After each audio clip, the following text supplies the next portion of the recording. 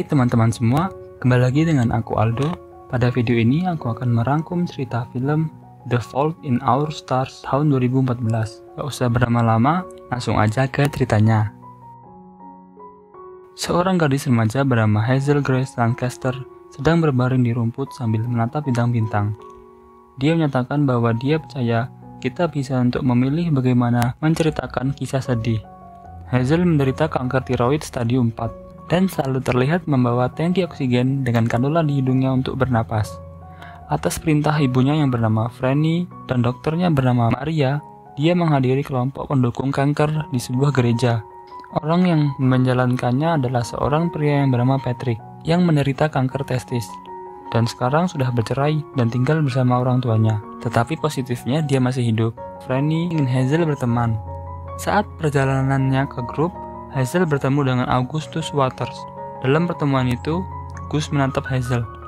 Patrick pertama kali memanggil teman Gus yang bernama Isaac, yang memiliki tumor di matanya dan sekarang memakai kacamata. Meskipun dia bersyukur karena mempunyai pacar bernama Monica yang sangat seksi. Saat Gus dipanggil, dia bilang sudah sembuh dari osteosarkoma setelah separuh kaki kanannya diamputasi. Patrick bertanya kepadanya apakah dia memiliki ketakutan, dan Gus menyatakan bahwa dia takut dilupakan. Hazel menjawabnya dengan mengatakan bahwa pada akhirnya segala sesuatu dan semua orang akan hilang dan dilupakan, dan jika itu membuatnya takut, dia harus mengabaikannya. Setelah pertemuan itu, Hazel menunggu ibunya dan Gus keluar untuk mengobrol dengannya. Dia menanyakan Hazel namanya dan memberitahunya bahwa dia cantik. Mereka melihat Isaac dan Monica bermesraan lalu mengulangi kata selalu. Gus menjelaskan kepada Hazel bahwa ini adalah cara mereka untuk mengatakan bahwa mereka akan selalu saling mencintai. Lalu Gus mengajak Hazel nonton film. Dia kemudian memasukkan sebatang rokok ke mulutnya, yang membuat Hazel kesal karena itu telah merusak kesannya terhadap Hazel. Gus menjelaskan bahwa dia tidak pernah menyalakannya atau menghisap rokok yang dia taruh di sela-sela giginya agar tidak memberi kekuatan pada item pembunuh itu. Saat Gus dengan ceroboh mengemudi ke rumahnya, dia bertanya kepada Hazel tentang kisah kankernya. Dia mengatakan kepadanya bahwa dia didiagnosis ketika dia berusia 13 tahun dan menjalani semua perawatan yang diperlukan. Tapi semua itu nggak berhasil. Paru-parunya mulai terisi air dan dia dirawat di ICU. Kemudian suatu hari obat yang diberikan mulai bekerja dengan baik. Hazel dan Gus tiba di rumahnya dan bertemu orang tuanya. Dia membawa Hazel ke ruang bawah tanah dan memintanya untuk menceritakan kisah aslinya, bukan kisah kankernya. Hazel memberitahu buku favoritnya yang berjudul An Imperial Affliction, yang bercerita tentang seorang yang menderita kanker. Sebagai gantinya, Gus memberinya salinan buku favoritnya berdasarkan video game favoritnya yaitu berjudul Counter Insurgents. Hazel menunggu Gus menelponnya kembali, dan setelah beberapa hari, dia mengirim SMS padanya setelah menyelesaikan buku pemberian dari Hazel. Hazel keluar dari makan malam untuk berbicara dengan Gus di telepon. Tetapi mereka disela oleh Isaac yang menyanyi nggak jelas. Gus mengundang Hazel ke sana, di mana dia mengetahui bahwa Monica putus dengan Isaac sebelum operasi ketika matanya yang lain akan dihilangkan, karena Monica tidak dapat menerimanya. Gus mengizinkan Isaac melampiaskan amarahnya pada piala bola basketnya, dan Isaac menghancurkannya. Gus berbicara dengan Hazel tentang akhir buku, dan dia mengatakan kepadanya bahwa dia telah menulis ratusan surat untuk mengajukan pertanyaan kepada penulis buku yang bernama Peter Van Houten tentang apa yang terjadi setelah cerita di buku itu. Suatu malam, selama percakapan telepon, Gus memberitahu Hazel bahwa dia melacak asisten Van Houten dan mendapatkan tanggapan dari pesan yang dia tulis kepada Peter Van Houten. Hazel terkejut hanya karena butuh satu email itu untuk mendapatkan jawaban. Dia memutuskan untuk menulis emailnya sendiri kembali ke Van Houten untuk menanyakan pertanyaannya. Hazel kemudian membaca email ke Gus dan mereka tetap berbicara sampai tengah malam dan Hazel memutuskan sudah waktunya untuk menutup telepon. Beberapa hari kemudian, Hazel mendapatkan tanggapannya sendiri dari Van Houten yang juga berterima kasih atas ketertarikannya pada cerita tersebut. Bahkan mengundangnya untuk mengunjungi di Amsterdam. Karena sangat gembira, Hazel memberitahu ibunya. Dan meskipun dia ingin membantu putrinya bahagia, Hazel tahu orang tuanya tidak mempunyai uang untuk menuju ke Amsterdam. Dan Gus menyarankan untuk meminta Janice untuk mengabulkan keinginannya. Hazel menyatakan bahwa dia sudah menggunakan keinginannya untuk pergi ke Disney World. Gus merasa kecewa karena keinginannya dari Hazel. Beberapa saat kemudian, Gus muncul di rumah Hazel dengan bunga tulip oranye dengan kemeja bola basket dan kemudian mengundangnya berpiknik. Lalu Gus menampilkan taman bermain kerangka raksasa bernama Funky Bones, replika dari sebuah karya seni oleh seniman Belanda. Saat mereka berpiknik, Gus mengatakan kepadanya bahwa dia berbicara dengan Janice dan meyakinkan mereka untuk mengabulkan keinginannya membawa Hazel ke Amsterdam. Hazel terbangun di tengah malam dan mengalami kesulitan bernapas saat cairan mengisi paru-parunya. Orang tuanya membawa ke rumah sakit. Gus menunggu di luar karena dia tidak diizinkan masuk. Dokter menguras cairan dari paru-paru Hazel, dan dia pulih. Setelah pertemuan dengan dokter, mereka memutuskan bahwa dia secara fisik tidak sehat untuk bepergian kemanapun. Hazel kemudian teringat kilas balik ketika dia berada di ICU sebagai seorang anak dengan ibunya Franny memberitahunya bahwa dia sudah ikhlas dengan kepergian Hazel.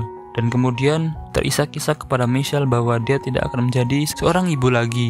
Merasa sedih, Hazel tidak menanggapi panggilan telepon dan pesan teks dari Gus.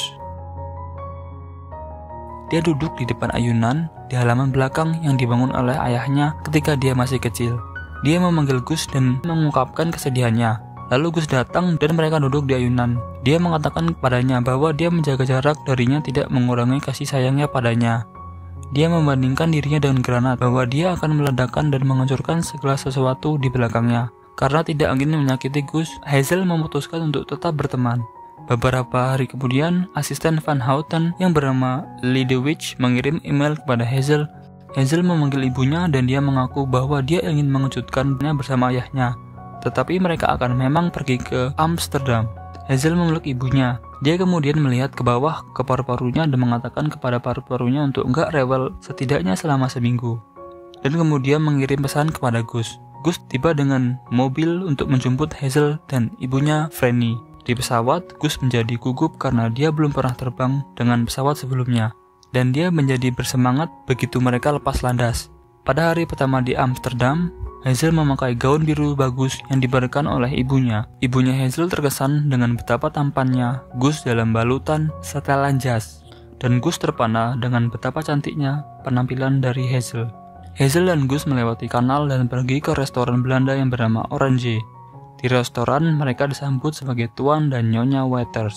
Mereka makan malam, dan Gus dengan bangga menyatakan cintanya kepada Hazel, yang membuat Hazel tersenyum lebar. Pelayan datang dengan membawa lebih banyak sampahnya, dan katanya makan malam itu semua dibayar oleh Van Houten. Keesokan harinya, Hazel dan Gus menemui Van Houten.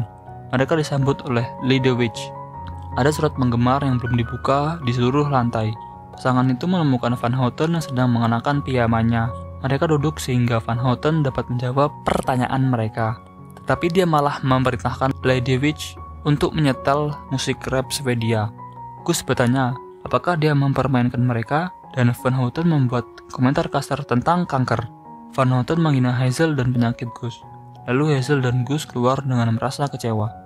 Lidewich terkejut dengan perilaku Van Houten dan menawarkan untuk mengajak Hazel dan Gus ke rumah Anne Frank.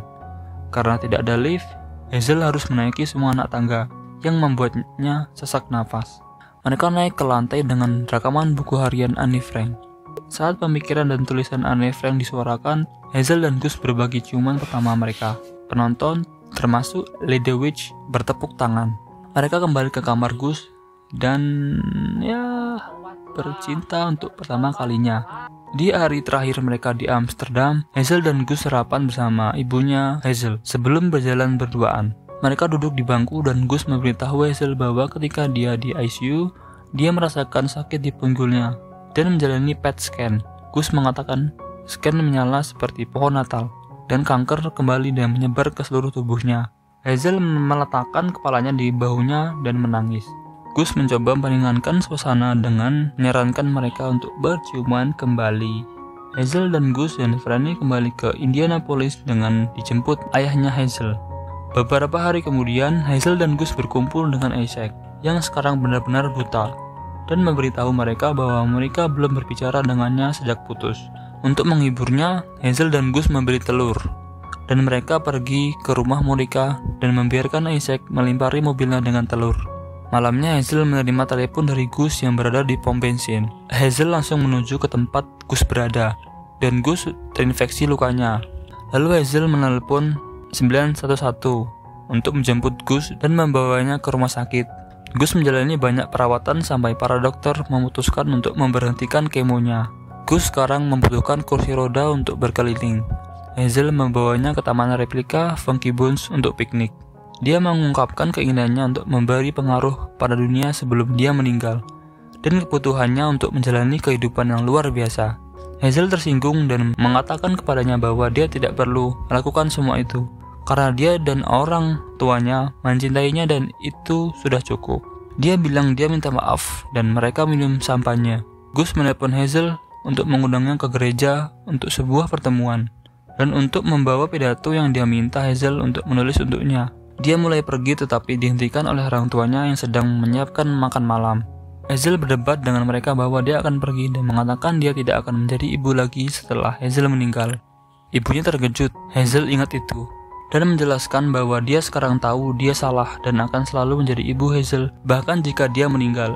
Kedua orang tuanya mengatakan bahwa mereka tidak akan pernah berhenti mencintainya apapun yang terjadi, dan Franny mengambil kelas untuk menjadi pekerja sosial dan membantu keluarga yang melalui proses serupa yang mereka lalui. Hazel senang mendengar itu. Tidak perlu mengkhawatirkan orang tuanya jika dia meninggal.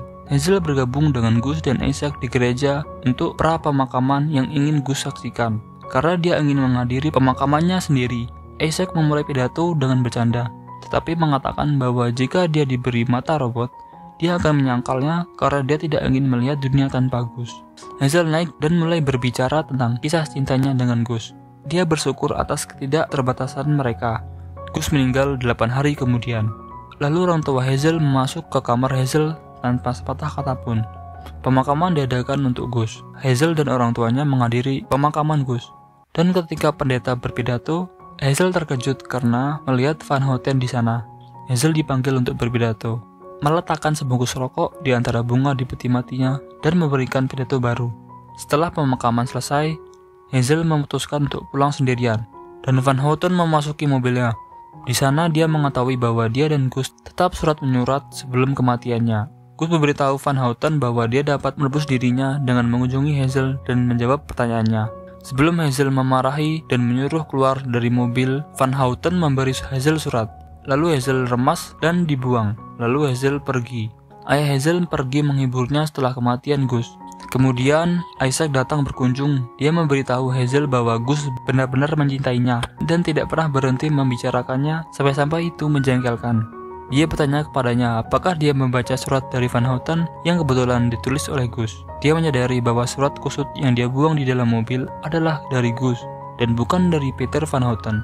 Surat tersebut merupakan pidato untuk Hazel yang ditulis oleh Gus. Gus membacanya, mengatakan bahwa dia menyelinap ke kamar Hazel di ICU ketika dia tidur, memegang tangannya, dan bagaimana dia memikirkan mereka bersama. Dia mengungkapkan kekagumannya atas kecantikan dan kepribadiannya. Dia mengakhiri surat itu dengan, "Oke, Hazel Grace," dan Hazel menjawab, "Oke juga." Dan film pun berakhir.